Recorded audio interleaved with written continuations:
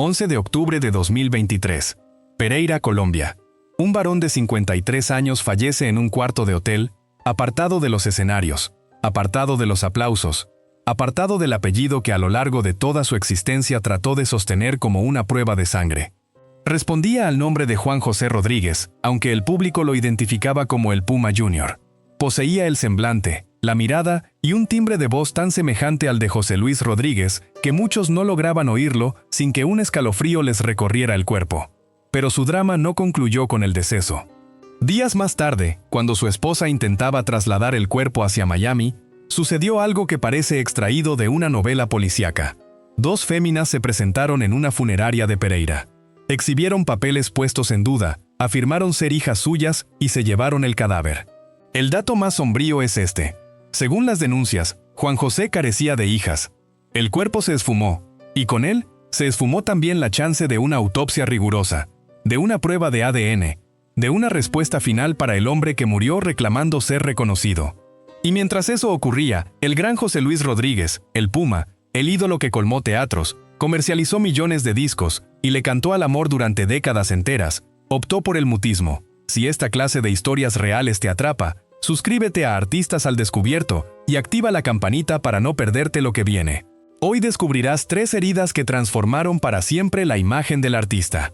Primero, cómo el chico humilde de Caracas, venido al mundo en 1943, que perdió a su padre a los 6 años, terminó convirtiendo el manejo de su imagen en una obsesión. Segundo, cómo tras su ruptura con Lila Morillo en 1986, sus hijas Liliana y Liliet quedaron encerradas en una contienda emocional que ni siquiera una cirugía de doble trasplante de pulmón en 2017 pudo curar. Y tercero, cómo Juan José Rodríguez, el supuesto hijo que él jamás admitió, denunció amenazas en 2022 y terminó sin vida en Colombia un año después, con su cuerpo arrancado en la oscuridad. Este no es únicamente el relato de un cantante, es el relato de un apellido convertido en llaga, porque en ocasiones, una voz puede colmar estadios, pero no un hogar vacío. Pero antes de comprender ese silencio, hace falta volver al comienzo, cuando José Luis Rodríguez todavía era un niño humilde de Caracas y aún ignoraba que la celebridad podría rescatarlo del hambre, mas no de sí mismo. Todo arrancó lejos de los escenarios, lejos de los trajes impecables, lejos de las luces que después lo volverían aparentemente intocable. Caracas, 14 de enero de 1943. Una urbe calurosa, bulliciosa, desigual, donde la miseria no era un término elegante para describir una estadística, sino una mesa con escasa comida, una vivienda repleta de niños, y una madre esforzándose por sostenerlo todo con las manos vacías. José Luis Rodríguez no vino al mundo como el Puma, nació como uno más entre una familia demasiado numerosa para una pobreza demasiado profunda. Eran 12 hermanos, 12 bocas, 12 cuerpos creciendo bajo el mismo tejado, aprendiendo desde temprano que la vida no siempre consulta si estás preparado antes de golpearte. Y cuando apenas contaba con 6 años, la figura paterna se esfumó de su vida. 6 años. A esa edad, un pequeño todavía está descubriendo cómo nombrar el mundo. Todavía cree que los adultos son pilares que jamás se derrumban, pero el suyo se derrumbó demasiado temprano. Su madre quedó a cargo de todo, una mujer sin formación académica, sin privilegios, sin los recursos que la gente pudiente utiliza para llamar destino a lo que en verdad es abandono. Y aún así continuó adelante, porque en los hogares pobres nadie dispone de tiempo para quebrarse por completo. Hay que ponerse de pie, hay que conseguir alimento, hay que silenciar el temor para que los pequeños no lo perciban. Después llegó el destierro. Ecuador, años apartados de Venezuela debido a la militancia política de su madre contra el régimen de Marcos Pérez Jiménez. Reflexiona un instante sobre eso. Antes de convertirse en un ídolo continental, antes de entonar canciones frente a multitudes, antes de transformarse en esa figura que parecía dominar cada cámara, José Luis fue un chico desplazado, un chico que descubrió que un hogar podía perderse, que una nación podía quedar atrás, que nada resultaba completamente seguro. Y cuando un niño crece de ese modo, en ocasiones desarrolla sed de justicia, pero otras veces desarrolla sed de dominio. De vuelta, en aquella niñez complicada, el muchacho hizo lo que hacen los chicos que no tienen el privilegio de comportarse como tales. Lustró calzado, transportó bultos, empacó mercancía en supermercados, observó desde abajo a los caballeros bien vestidos, a quienes impartían órdenes, a quienes no parecían pedir permiso para existir. Allí, entre el polvo de las calles y el aroma a cuero gastado de zapatos ajenos, comenzó a gestarse algo en su interior. No solamente una ambición, una necesidad, la necesidad de no volver jamás a sentirse insignificante. Y entonces surgió la voz. No una voz cualquiera, una voz con volumen, con presencia, con esa textura que después haría que millones de personas creyeran estar escuchando a un hombre nacido para conquistar. La música le abrió un portal que la pobreza le había cerrado en el rostro. La televisión hizo lo restante, las telenovelas, los estudios, los reflectores. Cristina Bazán en Puerto Rico lo colocó frente a una pantalla donde ya no era el chico humilde de Caracas, sino el galán, el caballero elegante, el rostro que las mujeres contemplaban con admiración y los hombres pretendían copiar.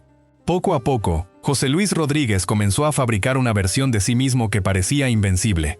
El traje adecuado, la sonrisa calculada, la voz precisa, la mirada de quien ya no precisaba pedir nada. El Puma no solo interpretaba canciones de amor, comercializaba una fantasía, la fantasía del varón completo, seductor, triunfador, robusto. El hombre que había escapado de la miseria y ahora podía contemplar al mundo desde lo alto. Pero aquí surge la fisura que casi nadie deseaba advertir. Cuando alguien edifica su existencia entera sobre la imagen de la perfección, cualquier mancha se convierte en una amenaza. Cualquier equivocación se convierte en un enemigo. Cualquier persona que traiga a la memoria el pasado, la pobreza, el fracaso o una familia fragmentada puede transformarse en algo que hay que ocultar, o peor aún, algo que hay que suprimir del relato.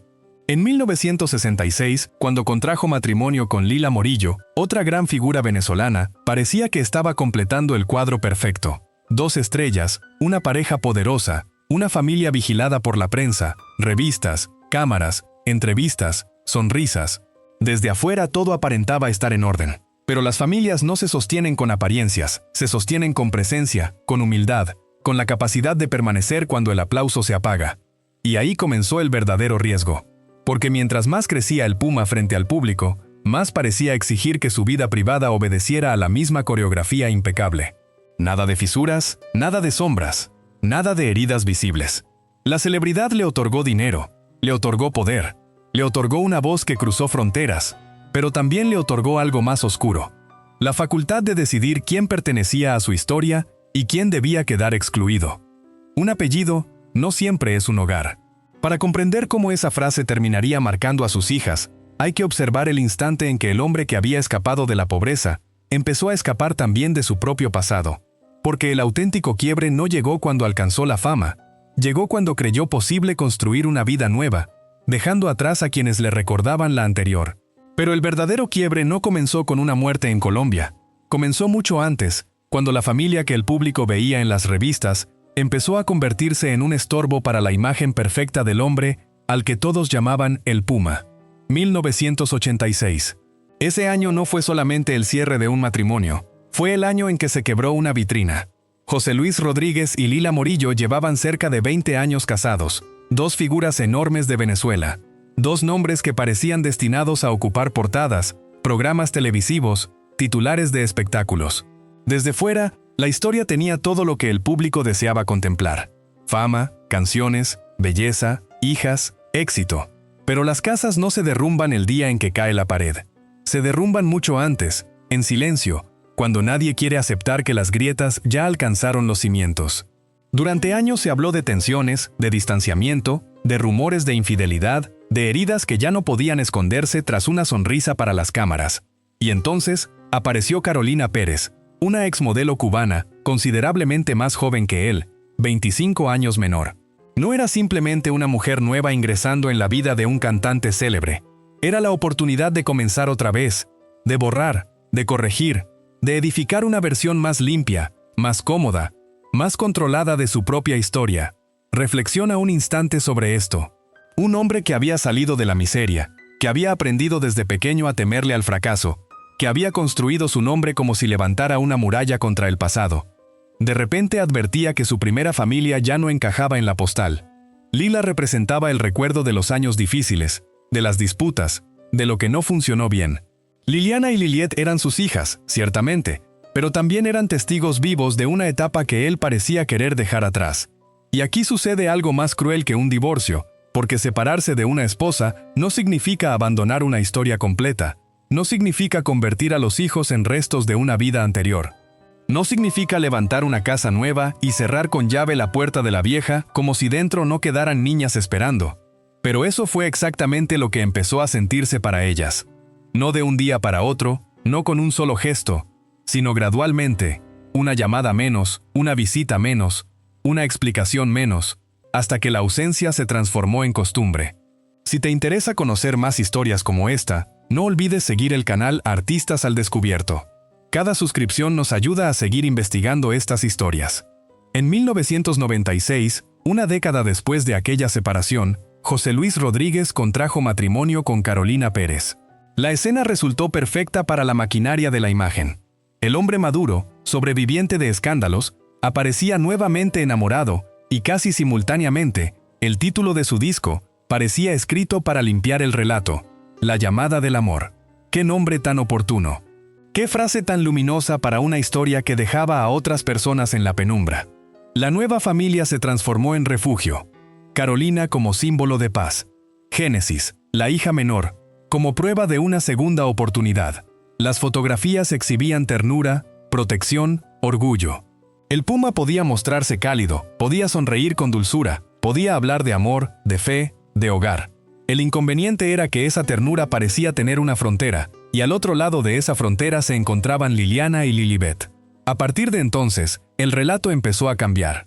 Las hijas mayores ya no aparecían como niñas heridas por la distancia de su padre, sino como mujeres conflictivas, difíciles, incapaces de aceptar la nueva vida de él.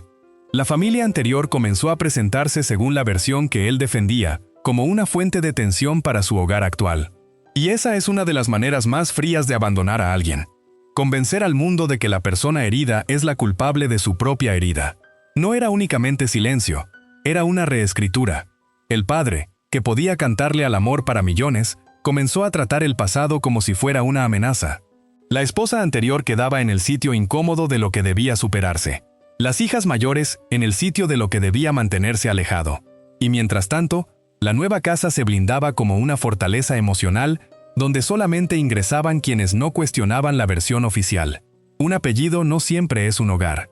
Para Liliana y Lilibet, Rodríguez era un apellido célebre, pesado, cargado de aplausos ajenos. Pero un apellido no abraza, un apellido no responde mensajes, un apellido no se sienta frente a ti para decirte: aunque mi vida haya cambiado, tú sigues siendo mi hija. Esa fue la semilla, no la muerte, no el cuerpo robado, no el escándalo final.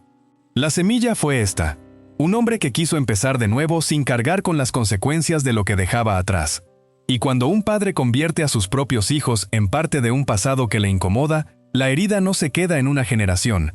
Crece, se hereda, se pudre en silencio y tarde o temprano estalla. Y entonces llegó el momento que pudo haberlo cambiado todo. Diciembre de 2017, Miami. José Luis Rodríguez ya no era el hombre invencible que el público había contemplado durante décadas sobre los escenarios. Ya no era solamente el puma, el galán de voz poderosa, el símbolo de elegancia que llenaba teatros y programas televisivos.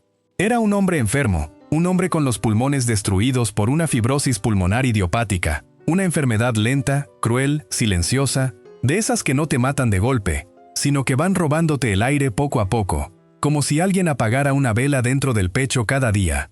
Reflexiona un instante sobre eso. El hombre cuya voz había conquistado América Latina estaba perdiendo precisamente lo que lo mantenía con vida: el aliento.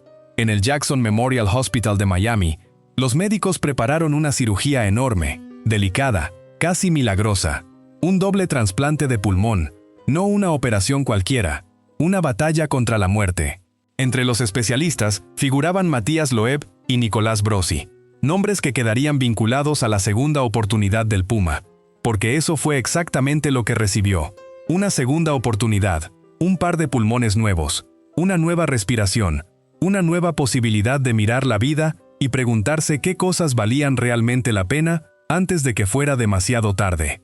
Y ahí es donde la historia se vuelve insoportable, porque cuando un hombre está al borde de la muerte, cuando los tubos, las máquinas, los médicos y el miedo rodean su cama, muchas familias intentan reconciliarse. Viejas disputas se hacen pequeñas. Palabras que nunca se pronunciaron empiezan a pesar. Hijos y padres se buscan. Las heridas, aunque no sanen, al menos piden una última puerta abierta. Pero para Liliana y Lilibet, esa puerta volvió a cerrarse. Las hijas mayores de José Luis Rodríguez no supieron directamente por su familia que su padre estaba al borde de una operación que podía costarle la vida.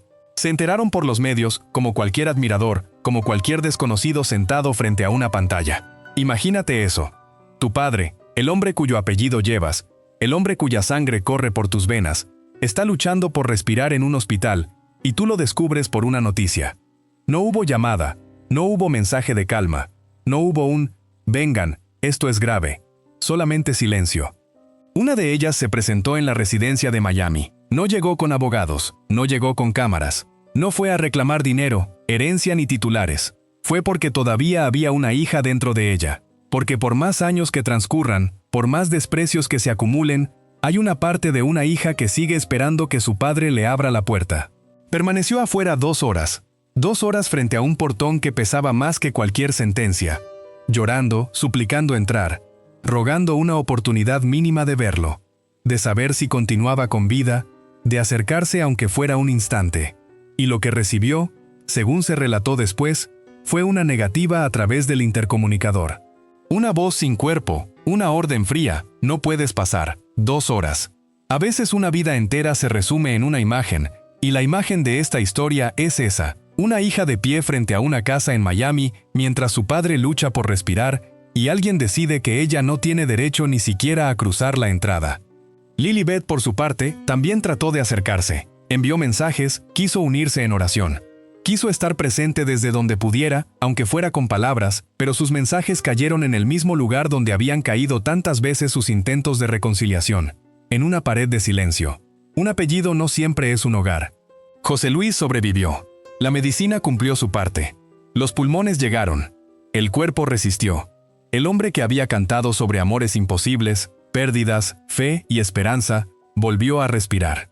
El público celebró. Las cámaras regresaron. Las entrevistas hablaron de milagro, de Dios, de renacimiento. Y sí, sobrevivir a una operación así es algo enorme. Pero la pregunta que queda flotando es otra. ¿Para qué sirve recibir una nueva respiración si con ella no eres capaz de pronunciar una palabra de amor hacia quienes más la esperan? La herida no terminó en 2017. 3 años después, en agosto de 2020, durante una transmisión en vivo de Instagram, llegó la frase que dejó a mucha gente helada. Le preguntaron qué pasaría si una de sus hijas mayores o una nieta muriera antes de que hubiera reconciliación. Una pregunta dura, sí, incómoda, pero una pregunta que cualquier padre respondería con miedo, con dolor, con un mínimo temblor en la voz. Él respondió de otra manera. Habló de encontrarse en el cielo, de que no pasaba nada en términos espirituales, de una separación que parecía no alterarlo demasiado.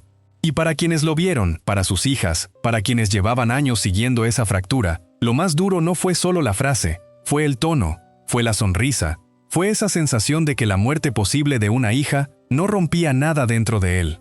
Tal vez él quiso explicarlo desde la fe, tal vez quiso hablar de la eternidad, pero para Liliana y Lilibet sonó como otra puerta cerrada. Esta vez no en una casa de Miami, sino frente a todo el mundo, y cuando una hija escucha a su padre hablar de su posible muerte sin quebrarse, algo termina de morir también dentro de ella. En las familias famosas, la herencia casi siempre se imagina como una pelea por casas, cuentas bancarias, regalías, discos, contratos, abogados sentados en mesas largas y documentos llenos de firmas. Pero en la historia de José Luis Rodríguez, la batalla más cruel no se libró por dinero, se libró por algo mucho más difícil de probar ante un juez y mucho más devastador para un hijo: el derecho a sentirse amado. Porque hay una herencia que no aparece en los testamentos. No tiene número de cuenta, no se deposita en un banco, no se reparte frente a un notario. Es la herencia emocional. La mirada de orgullo, la llamada en una fecha importante, la defensa pública cuando todos atacan, el abrazo cuando el mundo se cae, la certeza de saber que pase lo que pase, sigues teniendo un lugar en la vida de tu padre. Y eso, según la herida que Liliana y Lilibet cargaron durante décadas, fue exactamente lo que se les negó. Reflexiona un instante sobre esto. El problema no era descubrir que José Luis Rodríguez no sabía amar. El problema era descubrir que sí sabía, que podía ser tierno, que podía proteger, que podía hablar con dulzura de su hogar, de Carolina Pérez, de Génesis, de la vida nueva que había construido. El problema era ver que esa parte de él existía, pero parecía reservada para otra familia. Para unas distancia, para otras refugio, para unas silencio, para otras defensa, para unas la explicación fría de que había cumplido porque había trabajado, porque había dado, porque había pagado. Para otras, presencia, orgullo, cuidado, imagen pública de unidad. Y ahí está la verdadera puñalada. Porque un padre puede justificar muchas cosas diciendo que dio dinero. Puede decir que nunca dejó faltar comida, techo, estudios, comodidades, pero ningún hijo se cura con recibos pagados. Ninguna hija abraza una transferencia bancaria cuando tiene miedo. Ninguna mujer adulta deja de sentirse niña solo porque alguien alguna vez cubrió gastos. Un apellido no siempre es un hogar. Durante años, la primera familia quedó marcada como el lugar del conflicto. Lila Morillo y sus hijas aparecían una y otra vez alrededor de una narrativa incómoda. Las difíciles, las que no aceptaban, las que perturbaban la paz de la nueva casa. Mientras tanto, la segunda familia parecía ocupar el espacio de la calma. Carolina como escudo, Génesis como símbolo de renovación. Una vida nueva, limpia, defendida con fuerza. Pero las heridas que no se atienden no desaparecen, se quedan debajo de la piel, respiran contigo, envejecen contigo, y a veces, muchos años después, salen otra vez en el momento menos esperado. Antes de continuar, si quieres apoyar este tipo de contenido, suscríbete a Artistas al Descubierto. Nos ayuda muchísimo a seguir contando estas historias con detalle. Noviembre de 2025. José Luis Rodríguez volvió a quedar en el centro de una polémica pública después de ser bajado de un avión comercial, según se reportó, por una discusión relacionada con equipaje y equipo médico personal. Él habló después de sentirse humillado, maltratado, expuesto ante la gente, y esa palabra, humillado, abrió otra grieta. Porque Liliana, su hija mayor, reaccionó en redes con una pregunta que parecía simple, pero venía cargada de 30 años de dolor. ¿Dónde estaba su familia cuando él enfrentaba ese momento? Tal vez era preocupación, tal vez era reclamo, tal vez era las dos cosas al mismo tiempo. Porque cuando una hija ha sido dejada fuera tantas veces, incluso su forma de preocuparse puede sonar como acusación. Y entonces apareció Carolina Pérez. No fue una respuesta suave, no fue un intento de apagar el incendio. Fue un mensaje duro, frontal, lanzado desde la televisión, como si la puerta de la familia actual volviera a cerrarse delante de todos. La idea fue clara.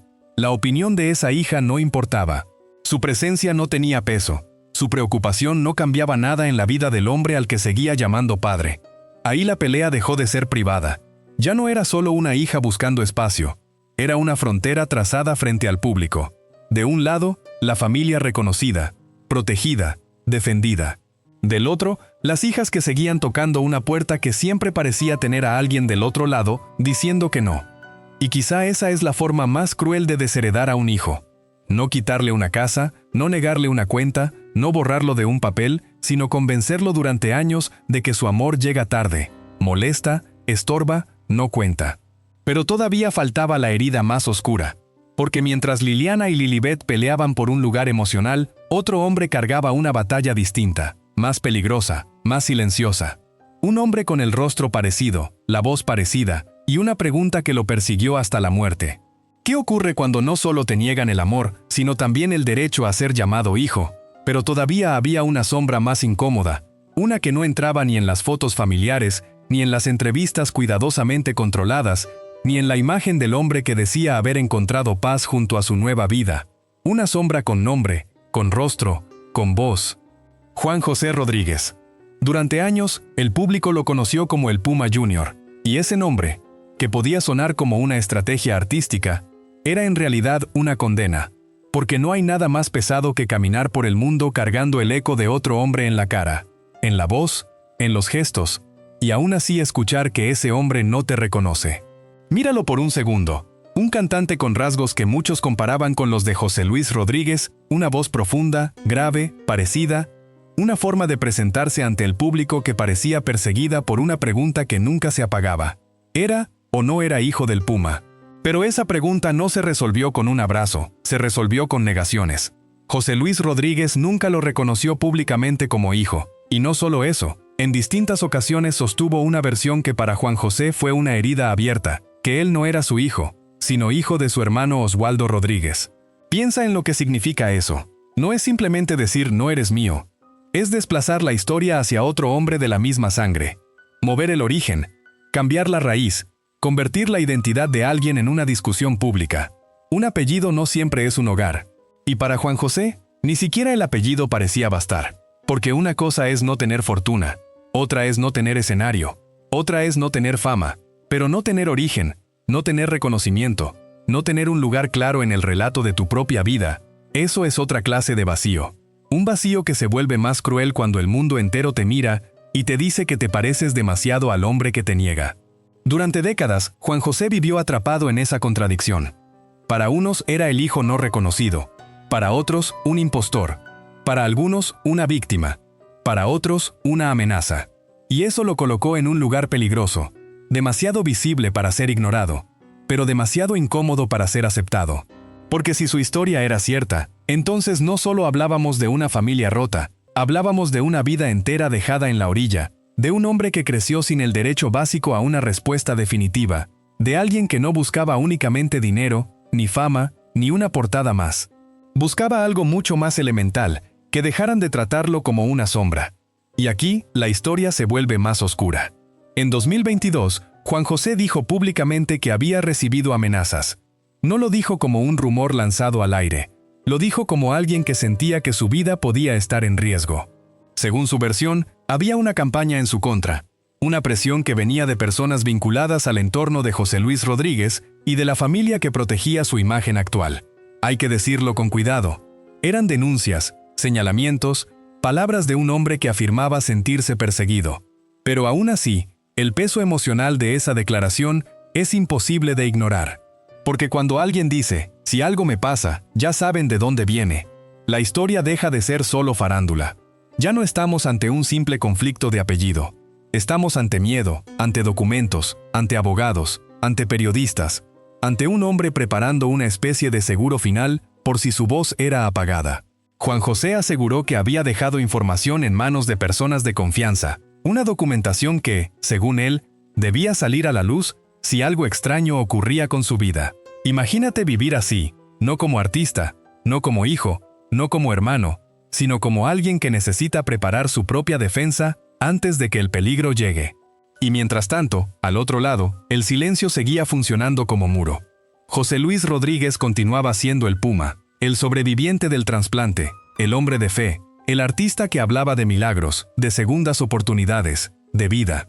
Pero frente a Juan José, el milagro nunca llegó. No hubo reconocimiento, no hubo encuentro público que cerrara la herida, no hubo una frase capaz de devolverle paz a ese hombre que pasó años tratando de probar que no era una invención. La tragedia de Juan José no fue solo que lo negaran, fue que su existencia entera quedó convertida en una disputa. Su cara en prueba, su voz en sospecha, su apellido en campo de batalla, su dolor en espectáculo. Y entonces, después de tantos años de preguntas, amenazas denunciadas, versiones enfrentadas y documentos supuestamente preparados para después de su muerte, llegó octubre de 2023. Pereira, Colombia. Una habitación de hotel, un hombre de 53 años que deja de respirar. Y lo que ocurrió después fue tan extraño, tan frío, tan inquietante, que ya no bastaba con preguntar si Juan José había sido reconocido en vida. La pregunta era otra: ¿por qué ni siquiera su cuerpo pudo descansar en paz? 11 de octubre de 2023. Pereira, Colombia. Una ciudad lejos de los grandes escenarios, lejos de Miami, lejos de las cámaras donde durante años se discutió si Juan José Rodríguez era o no era hijo de José Luis Rodríguez. Allí, en una habitación de hotel, murió el hombre que el público conocía como el Puma Jr. Tenía 53 años. 53 años cargando una pregunta encima. 53 años con una voz que muchos decían parecida, con un rostro que despertaba comparaciones, con un apellido que no le abrió la puerta que él esperaba. Y de pronto la vida se detuvo. Según los primeros reportes, la causa señalada fue un infarto, una muerte rápida, seca, de esas que dejan a la familia con más preguntas que respuestas. Pero lo más inquietante no fue solo la muerte, fue lo que ocurrió después. Porque cuando alguien muere, incluso en medio del conflicto, lo mínimo que se espera es un poco de orden, un trámite, una llamada, una despedida, un cuerpo protegido hasta que la familia pueda llevarlo a casa. Gloria Gutiérrez, su viuda, intentaba hacer precisamente eso, preparar los documentos, organizar el traslado, llevar los restos de Juan José a Miami, cerrar de alguna manera una historia que en vida nunca había tenido paz. El cuerpo fue llevado a una funeraria en Pereira, Inversiones y Planes de la Paz. Un nombre casi cruel para esta historia, Planes de la Paz. Porque paz fue justo lo que Juan José no encontró ni siquiera después de muerto. Según la denuncia de su viuda, la noche del 13 de octubre, ocurrió lo impensable. 2 mujeres desconocidas llegaron al lugar. No eran parte del círculo autorizado por Gloria. No eran personas que la familia hubiera enviado. Se presentaron con documentos que después fueron cuestionados y dijeron ser hijas de Juan José. Hijas. Y aquí está el detalle que vuelve todo más oscuro. Según la familia, Juan José no tenía hijas. Piensa en eso un momento. Un hombre muere en un hotel. Su viuda prepara el traslado legal del cuerpo. 2 desconocidas aparecen de noche, dicen ser sus hijas, muestran papeles bajo sospecha, y aún así el cuerpo les es entregado. Así, sin la confirmación de la esposa, sin esa llamada final que habría podido detenerlo todo. Desde ese instante el cuerpo desapareció, y con él desapareció algo más que una despedida. Desapareció la posibilidad de una autopsia independiente. Desapareció la posibilidad de revisar con calma lo ocurrido. Desapareció la posibilidad de conservar una muestra biológica que pudiera responder algún día la pregunta que persiguió a Juan José durante toda su vida. No estamos diciendo que eso pruebe una conspiración, eso sería irresponsable. Pero sí estamos diciendo algo evidente. Cuando un cuerpo desaparece en medio de una disputa de identidad, de amenazas denunciadas y de una historia familiar marcada por la negación, las preguntas se multiplican como sombras en una habitación cerrada. ¿Quiénes eran esas mujeres? ¿Quién les dio los documentos? ¿Por qué la funeraria entregó el cuerpo? ¿Por qué no se verificó con la viuda? ¿Y por qué, justo en el momento en que Juan José ya no podía hablar, también desapareció lo único que podía hablar por él, su cuerpo? Un apellido no siempre es un hogar, y en el caso de Juan José, ni la muerte le dio un lugar seguro. Mientras Gloria denunciaba, mientras el nombre del Puma Jr. volvía a los titulares, mientras la historia parecía sacada de una novela criminal, había una ausencia que pesaba más que cualquier comunicado. La de José Luis Rodríguez. El hombre al que Juan José señaló durante años como su padre, no apareció públicamente como alguien devastado. No hubo una gran exigencia de investigación. No hubo un gesto poderoso para pedir claridad. No hubo una frase que sonara a duelo. Hubo silencio. Y ese silencio en esta historia no fue vacío, fue presencia. Fue una pared. Fue la misma puerta cerrada que habían conocido Liliana y Lilibet, pero ahora frente a un cadáver perdido en Colombia. El Puma siguió siendo el Puma, el sobreviviente, el hombre de fe, el artista que hablaba de vida, de milagros, de seguir adelante. Pero en Pereira quedaba la última escena de Juan José, un hombre que murió sin reconocimiento público y cuyo cuerpo, según la denuncia, fue arrebatado antes de que la verdad pudiera tocarlo. Y entonces, la pregunta dejó de ser si José Luis Rodríguez lo había aceptado en vida. La pregunta se volvió más dura, más fría, más imposible de esquivar. ¿Qué clase de historia familiar permite que un hombre sea negado mientras respira y abandonado incluso cuando ya no puede defenderse? Después de Pereira, después del cuerpo desaparecido, después de las hijas esperando afuera de una puerta que nunca se abrió, queda una pregunta más grande que cualquier apellido famoso. ¿De qué sirve una vida llena de aplausos si los que debían llorarte de cerca solo recuerdan distancia? José Luis Rodríguez sobrevivió a la pobreza, sobrevivió al exilio, sobrevivió a la enfermedad, sobrevivió incluso a una cirugía que pudo haber sido el final. Recibió pulmones nuevos cuando su cuerpo ya no podía sostener el aire. Volvió a hablar de fe, de milagros, de segundas oportunidades. Y eso, visto desde lejos, parece una historia luminosa.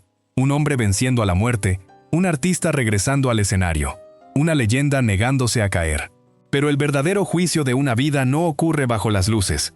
Ocurre cuando las cámaras se apagan, cuando una hija toca una puerta, cuando un mensaje queda sin respuesta, cuando un hombre muere diciendo que pertenece a una sangre que nunca lo aceptó. Cuando una viuda queda sola preguntando quién se llevó el cuerpo de su esposo y por qué nadie con poder levanta la voz para exigir claridad. Piensa en eso un momento. El Puma cantó sobre el amor durante décadas. Millones de personas encontraron consuelo en su voz. Parejas se enamoraron con sus canciones. Familias completas lo aplaudieron en teatros, estadios, programas de televisión. Pero dentro de su propia casa, según la herida que dejaron sus hijos, el amor parecía tener aduana, pasaporte, permiso de entrada. Algunos podían cruzar, otros se quedaban afuera. Un apellido no siempre es un hogar.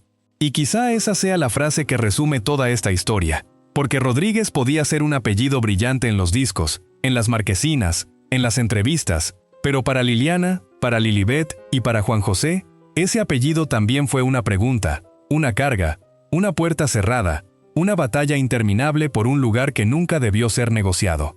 Sin embargo, la historia no termina solo en la ruina, porque hay personas que reciben abandono y deciden no convertirse en abandono. Hay hijos que crecen entre rechazo y aún así no permiten que el rechazo sea su único idioma. Liliana y Lilibet, marcadas por años de distancia, no quedaron reducidas únicamente al papel de hijas heridas. También buscaron construir sentido, ayudar, dar, convertir una parte del dolor en acción, en apoyo a causas, en protección a quienes no tienen voz, en sensibilidad hacia mujeres que también han vivido violencia emocional y abuso psicológico. Eso no borra lo vivido. No repara automáticamente 30 años de puertas cerradas, pero rompe algo importante, rompe el ciclo, porque el verdadero triunfo de un hijo abandonado no siempre es lograr que el padre vuelva. A veces es no parecerse al padre que lo abandonó. Y Gloria Gutiérrez, la viuda de Juan José, queda como otra figura en esta sombra. Una mujer enfrentada a preguntas enormes, empujando una búsqueda de justicia donde otros eligieron callar. Su lucha no es solo por un cuerpo, es por dignidad, por verdad, por el derecho mínimo de que un hombre no sea negado en vida y borrado en la muerte. Al final, la fama puede comprar mansiones, abogados, entrevistas, homenajes, escenarios llenos, pero no puede comprar la paz de una conciencia. No puede obligar a los hijos a sentirse amados. No puede convertir el silencio en ternura. No puede hacer que una puerta cerrada parezca un abrazo. José Luis Rodríguez seguirá siendo una voz importante de América Latina. Eso nadie lo puede borrar. Pero toda leyenda tiene una segunda biografía, la que no se canta, la que no se promociona, la que queda escrita en los ojos de quienes fueron dejados atrás. Y cuando el último aplauso se apague, cuando ya no haya micrófonos, ni trajes impecables, ni titulares defendiendo la imagen, quedará una verdad simple y brutal. El legado de un hombre no se mide por cuántos extraños gritaron su nombre, sino por cuántos de los suyos pudieron decir, sin dolor, que alguna vez se sintieron en casa. Si esta historia te dejó pensando, cuéntanos en los comentarios y suscríbete a Artistas al Descubierto para más relatos como este.